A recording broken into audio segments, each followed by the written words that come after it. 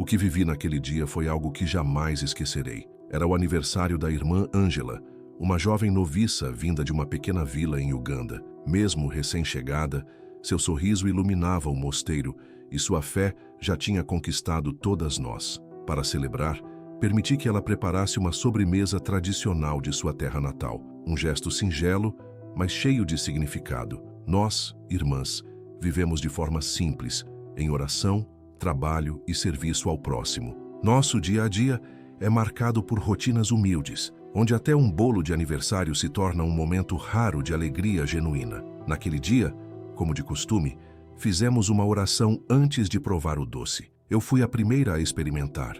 Era um sabor novo, aromático com especiarias que não consegui identificar, mas que encantaram meu paladar. No entanto, em questão de minutos, meu corpo reagiu de forma estranha. Um formigamento na garganta, seguido de uma pressão no peito, começou a me sufocar. Tentei respirar fundo, mas o ar parecia não chegar. Meu coração disparou num ritmo descontrolado, como se algo estivesse errado e fora do meu alcance. Foi nesse instante que tudo se apagou. Não houve dor, apenas um silêncio profundo e um desligamento da realidade. Quando me dei conta, estava em um lugar que não se parecia em nada com o mundo que conhecemos.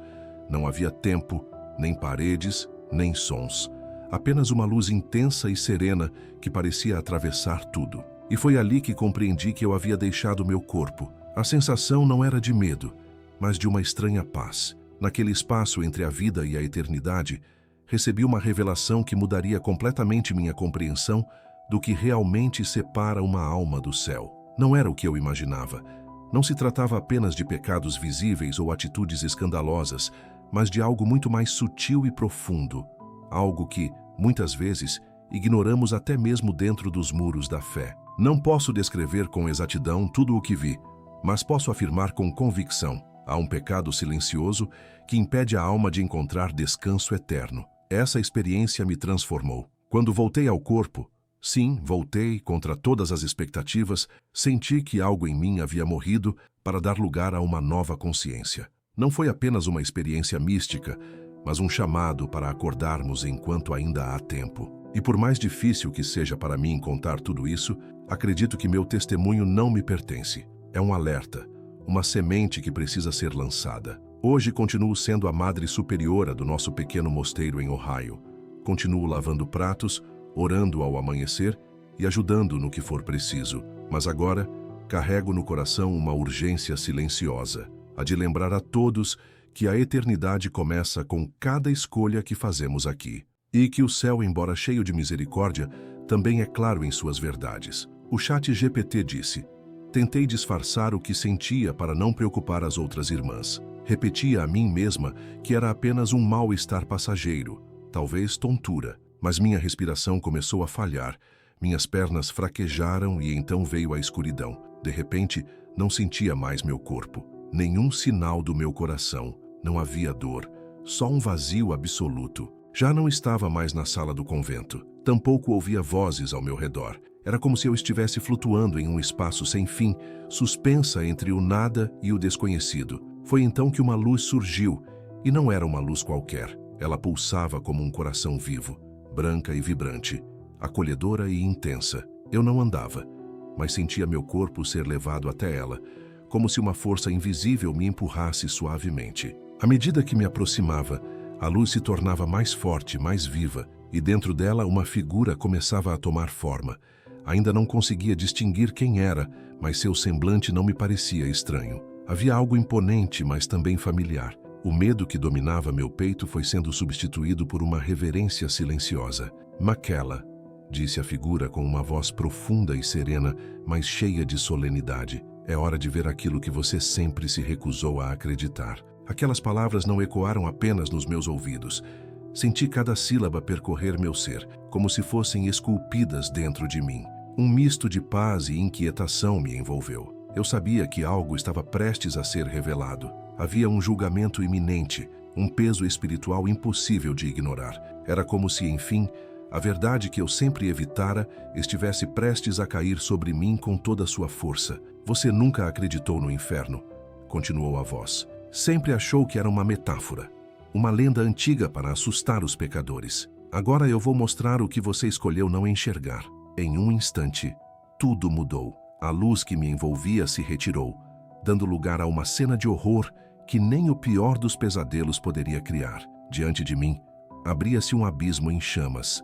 Labaredas gigantescas, tão altas quanto montanhas, se erguiam de um solo rachado e enegrecido. O ar era denso, saturado de fumaça e cinzas, e cada respiração parecia engolir fogo. O céu era um breu absoluto, cortado por relâmpagos vermelhos que rasgavam a escuridão com violência. Mas mais do que o fogo, mais do que o calor insuportável, o que me paralisava era algo que ainda não tinha nome, uma presença, um sentimento que me esmagava por dentro. Ali, diante daquele cenário aterrador, entendi que eu estava sendo confrontada com uma realidade que sempre havia rejeitado. E não havia mais para onde correr. As figuras que vi naquele mar de fogo nunca sairão da minha memória. Eram homens e mulheres completamente envolvidos pelas chamas, gritando em uma dor que não parecia ter fim. Seus lamentos não eram apenas sons. Era como se atravessassem meus ossos, como se a própria alma estremecesse diante de tanto desespero.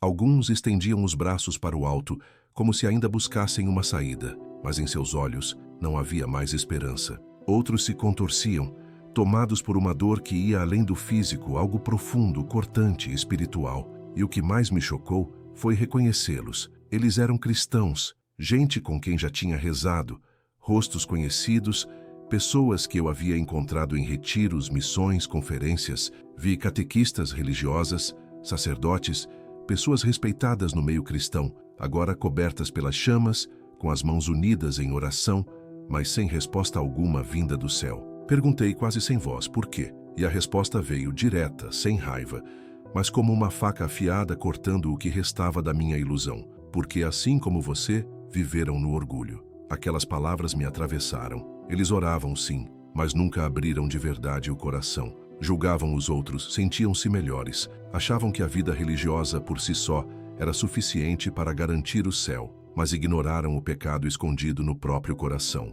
Viveram como se o perdão divino fosse automático, garantido, sem perceber o quanto custava sua soberba. Fiquei paralisada. Tudo o que eu tinha feito, as orações, as vigílias, as confissões, o serviço aos pobres, de repente parecia oco, sem vida. Eu, que sempre achei que minha consagração bastava, estava ali diante da verdade que tantos também ignoraram, e ardiam por isso. Comecei a enxergar mais. Era como se minha alma fosse capaz de perceber o interior de cada pessoa. Vi uma irmã que conheci bem. Trabalhou anos em missões, mas no coração alimentava um julgamento constante contra quem não compartilhava seu fervor. Cumpria cada regra à risca, mas nunca conheceu a misericórdia. Em vez disso, condenava os outros com dureza. Agora ali estava ela, nas chamas, com as mãos erguidas ao céu, e o céu em silêncio. Vi também um padre muito admirado, famoso por seus sermões emocionantes sobre o amor de Deus. Mas por trás das palavras nunca houve arrependimento verdadeiro. Alimentava-se da admiração alheia, sentia-se acima dos outros. Agora sua alma chorava no fogo. Suas palavras já não tinham mais valor algum.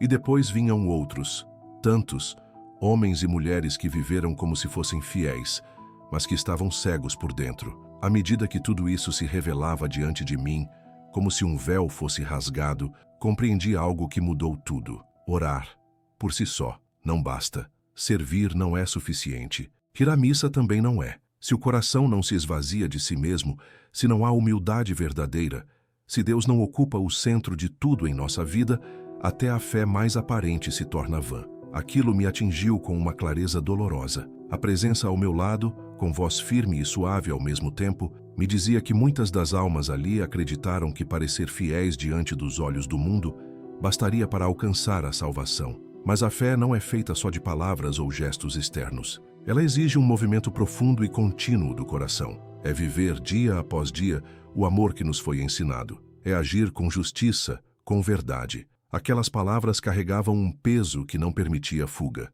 Não havia espaço para argumentos. Tudo que eu ouvia se cravava em mim como fogo. E mesmo sem querer, eu sabia que estava ouvindo a verdade. Meu coração acelerava. Como isso era possível?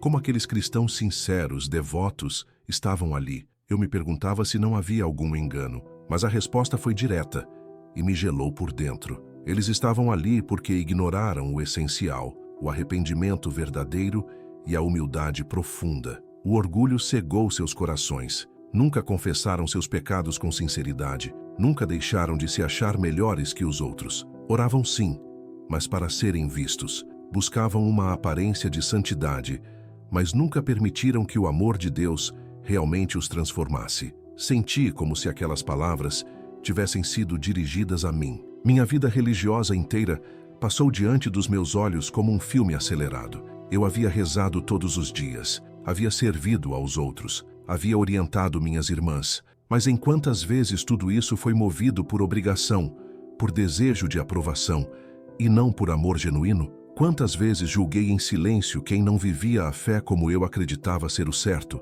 Meu peito apertou quando os gritos das almas se intensificaram. Elas não eram desconhecidas, não eram criminosas ou hereges. Eram cristãos, gente piedosa, pessoas com quem cruzei ao longo de toda a minha vida de serviço. Mas em seus olhos não havia salvação, apenas um tormento eterno alimentado por uma fé que nunca ultrapassou a superfície. Em meio àquele sofrimento, reconheci um rosto. Era o padre Jerônimo, missionário que havia evangelizado milhares de almas na África. Sempre falava com paixão sobre o amor de Deus. Ele sempre falava com paixão sobre o amor de Deus. E agora estava ali, envolto em chamas, com os olhos vidrados no vazio e uma expressão de pavor eterno no rosto. Até ele, murmurei, sem acreditar. Até ele, veio a resposta, firme, mas serena, porque apesar das boas obras, seu coração nunca conheceu a verdadeira humildade. Pregava o amor, mas vivia no julgamento. Enxergava-se acima daqueles que não correspondiam aos seus padrões. Nunca buscou meu perdão com sinceridade. O que ele queria mesmo era o aplauso dos homens. Essas palavras bateram em mim como um chicote direto na alma. Quantas vezes eu tinha feito o mesmo? Quantas vezes me senti melhor só porque seguia regras, porque jejuava, porque rezava mais? Continuei caminhando entre aquelas almas em tormento. Vi religiosas, bispos, catequistas, pessoas que em vida foram admiradas por sua espiritualidade, mas que agora estavam ali queimando. Usaram a fé como armadura, um manto sagrado que escondia pecados nunca confessados. A dor que vi não era apenas física, era uma dor espiritual, um arrependimento eterno que os consumia de dentro para fora. Então, aquela voz interrompeu meus pensamentos. O orgulho é veneno para a alma, Micaela. Era Deus me falando com uma firmeza cheia de compaixão. Muitos cristãos caíram nessa armadilha, achando que sua fé os tornava imunes ao julgamento. Mas eu vejo o coração. E um coração cheio de orgulho não pode se aproximar de mim. Essas palavras tão simples estremeceram tudo dentro de mim. Sempre me vi como uma freira dedicada, e agora eu duvidava de tudo. Como evitar cair no mesmo erro? Como saber se o orgulho também não havia dominado meu coração? Perguntei em silêncio, sentindo meu corpo tremer. Deus ficou em silêncio por um instante, um silêncio que convidava à reflexão mais do que ao medo. Então, com ternura, ele disse: a humildade é a chave, Micaela. A humildade de reconhecer todos os dias que você é imperfeita, que precisa do meu perdão, não apenas com palavras, mas com o coração inteiro. A humildade de nunca se achar melhor do que ninguém, de não julgar, mas amar, e acima de tudo, de viver com a consciência constante de que a salvação não se conquista, é graça. As lágrimas escorreram pelo meu rosto, não apenas por medo, mas por uma dor mais profunda. A dor de perceber o quanto eu tinha sido cega, o quanto me apoiei em uma vida correta, sem enxergar o que realmente importava. Por tantos anos, vivi acreditando que ser uma boa freira bastava. E agora eu entendia. Sem um coração humilde, nada tem valor diante da eternidade. Foi então que Deus me conduziu a outra parte do inferno. À primeira vista, aquele novo lugar parecia menos assustador. Não havia labaredas gigantes, nem gritos cortando o ar. Mas bastou um instante para perceber que o sofrimento ali era ainda mais profundo. O fogo não queimava por fora. Ele se escondia como brasas sob cinzas frias, um tormento invisível que penetrava a alma de forma silenciosa e devastadora. Foi ali que me explicaram. Aquele era o destino reservado aos cristãos que viveram na presunção, convencidos de que sua fé os tornava superiores aos outros. Um tipo diferente de inferno mais sutil, mas não menos cruel. um castigo da consciência, uma dor espiritual que não cessava. Vi pessoas caminhando em círculos, em silêncio, com os olhos perdidos no vazio. Reviviam suas vidas em looping, recordando cada palavra dita com arrogância, cada pensamento jamais confessado, cada gesto feito mais por vaidade do que por amor. O que os atormentava não era apenas a dor, mas a consciência, uma consciência clara, implacável do quanto estiveram perto da salvação e a perderam por orgulho. Seus lamentos não eram gritos físicos, mas gemidos de arrependimento, de quem enfim enxergava aquilo que sempre se recusou a admitir. Alguns ainda murmuravam entre lágrimas: perdão, mas a graça já não os alcançava. O tempo da misericórdia havia passado. Em meio àquele cenário, vi um senhor idoso sentado com o rosto entre as mãos. Quando me aproximei, ele ergueu os olhos e olhou nos meus. Havia tanto peso naquele olhar que senti meu corpo estremecer. Eu era como você, disse, com a voz quebrada, quase como um sussurro que carregava séculos de dor. Achei que estava salvo. Achei que minha fé bastava, mas julguei os outros. Vivi certo de que era melhor. Não consegui sustentar o olhar. Havia nele um arrependimento tão profundo, tão irrecuperável, que doía mais do que qualquer chama. Mas o que mais me marcou foi perceber o quanto aquela história se parecia com a minha. Quantas vezes eu pensei que jamais teria que encarar a possibilidade do inferno? Quantos cristãos, me perguntei ali, acabam nesse lugar acreditando que basta rezar, basta servir, basta crer, sem nunca permitir uma transformação verdadeira do coração? Então Deus se voltou para mim. Sua voz era calma, mas o peso do momento era imenso. Agora você entende, Micaela. Agora você vê porque o inferno não é apenas para os pecadores que o mundo conhece? E naquele instante, tudo ficou claro. Muitos cristãos estavam ali, não por falta de fé, não por ausência de oração, mas porque nunca deixaram o orgulho. Acreditaram que a fé por si só bastaria, sem se submeterem ao trabalho espiritual real, sem se permitirem mudar por dentro. Essas palavras atravessaram minha alma como lâminas. Tudo em que eu tinha acreditado parecia desmoronar. Eu havia rezado com fidelidade, tinha vivido como freira, mas ali, diante daquela verdade, entendi que negligenciei o essencial, permitir que meu coração fosse quebrado e reconstruído por dentro, porque sem isso, nada do que eu fazia teria peso diante da eternidade. Até aquele momento, eu nunca tinha compreendido de verdade o que significava ser humilde diante de Deus. Eu seguia regras, orava, servia, mas meu coração ainda carregava o peso de uma vaidade disfarçada de devoção. No silêncio que se seguiu àquela revelação, a voz do Senhor se suavizou, como um sussurro cheio de compaixão. Ainda há esperança para você, Micaela. Você está aqui para aprender, para entender aquilo que tantos só percebem no último suspiro. Eu te mostrei tudo isso, não para te condenar, mas para te oferecer uma segunda chance. Num piscar de olhos, tudo desapareceu. O cenário sombrio se desfez como fumaça levada pelo vento. Quando abri os olhos, ouvi os sons das máquinas hospitalares ao meu redor. Meu coração batia forte, mas firme. Minhas mãos tremiam. Minha respiração ainda era fraca, mas eu estava viva. Ao meu lado estava a irmã Ângela em lágrimas. Foi ela quem chamou ajuda e com os médicos conseguiu me trazer de volta. Mas no fundo, eu sabia. Não foram eles. Foi Deus quem me deu uma nova oportunidade. Meu corpo havia retornado, mas minha alma, essa já não era mais a mesma. Assim que despertei, vi todas as irmãs ao meu redor. Estavam inclinadas sobre meu corpo, com rostos assustados e mãos trêmulas.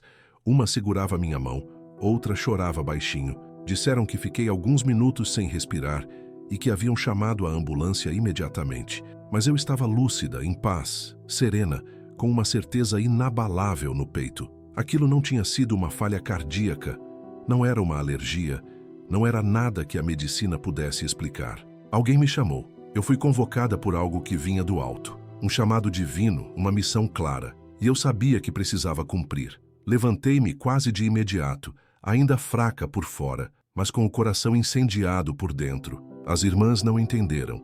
Me olharam assustadas enquanto eu começava a falar, mas não havia tempo a perder. Liguei para o meu superior, um bispo da nossa diocese, e pedi um encontro urgente. Não podia esperar nem mais um dia. Naquela mesma noite, para minha surpresa, eu já estava sentada à frente de uma longa mesa, em uma sala sóbria, diante de vários bispos da minha região. Eles me ouviram em silêncio. Suas expressões eram sérias, atentas, mas também cautelosas. Fizeram perguntas, anotaram e pediram que eu colocasse tudo por escrito. Enquanto eu falava, alguns assentiam com a cabeça, outros faziam anotações com discrição. Mas não era só o som suave das canetas no papel. Aquele encontro que deveria ser reservado, e assim permanecerá sem nomes, pois meu objetivo nunca foi causar escândalo, abriu meus olhos para algo que muitos cristãos evitam enxergar. Mesmo dentro da igreja, mesmo entre aqueles que ocupam cargos altos, nem todos realmente creem, ou pelo menos já não creem com o coração.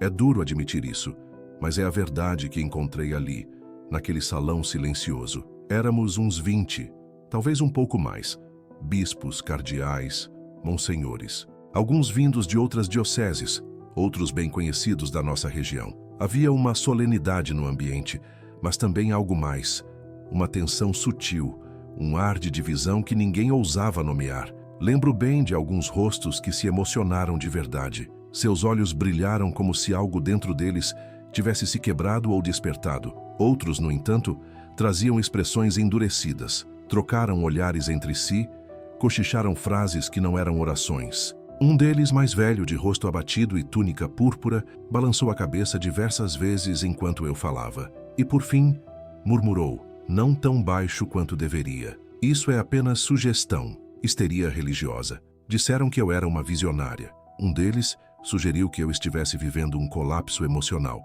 resultado do estresse ou da pressão da minha vocação. Outro comentou que talvez eu não precisasse de um púlpito, mas de repouso. Naquele instante, senti uma dor que nunca mais esquecerei. Não por mim, mas por eles. Como é possível que justamente aqueles chamados a guardar a fé a tenham perdido? Pensei comigo, se até os pastores já não acreditam mais no sobrenatural, no julgamento, na justiça divina, o que sobra da nossa mensagem? Nem todos, claro. Alguns me apertaram a mão. Um deles olhou nos meus olhos e disse, seu olhar não mente. Mas o que ficou claro para mim é que a igreja institucional se move com passos calculados e lentos, muitas vezes por medo. Medo do que não pode controlar, medo do que pode despertar o povo, medo de perder autoridade diante de algo que não vem de estruturas humanas, mas diretamente de Deus. E eu sabia com uma certeza profunda que para aquilo que eu tinha vivido, e mais ainda, para o que eu havia visto,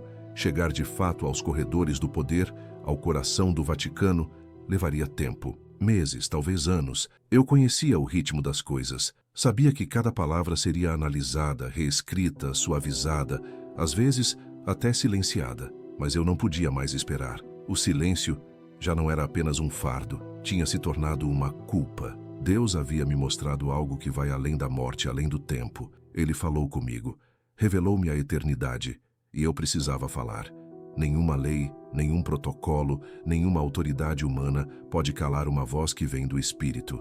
Então, peguei uma caneta. Escrevi, enviei cartas, enviei e-mails, fiz ligações, bati em todas as portas que pude, desde pequenas redações locais até programas de televisão regionais e nacionais. Eu não pedia fama, nem visibilidade, só queria uma coisa, ser ouvida. E no fim, alguém me escutou. Meu testemunho foi ao ar, ao vivo, diante de milhares de pessoas. Naquele momento, senti um alívio, mas também um peso ainda maior, porque aquela transmissão não era um fim, era o começo, uma semente lançada. Eu sabia que ainda era pouco, sabia que a mensagem que carregava ainda não havia alcançado todas as almas que precisavam ouvi-la. Essa mensagem é maior do que eu, maior do que qualquer microfone, maior do que a televisão. Ainda há corações adormecidos, vidas afastadas da verdade, consciências que precisam despertar. E por isso decidi continuar falando, compartilhando essa história em cada espaço possível. O que vivi não foi apenas um acontecimento marcante, foi um chamado, uma missão dada por Deus. Essa mensagem não me pertence mais. Ela pertence ao mundo. Eu vi o inferno, não como uma figura de linguagem, não como uma metáfora. Eu vi como ele realmente é. Um lugar concreto, devastador, que me mostrou, com uma clareza aterradora, o quão perto estive da condenação eterna. Eu, uma freira. Eu que orava, servia, jejuava. Eu que fazia tudo aquilo que se espera de uma cristã devota, pelo menos no que diz respeito às aparências. E ainda assim, não foi suficiente.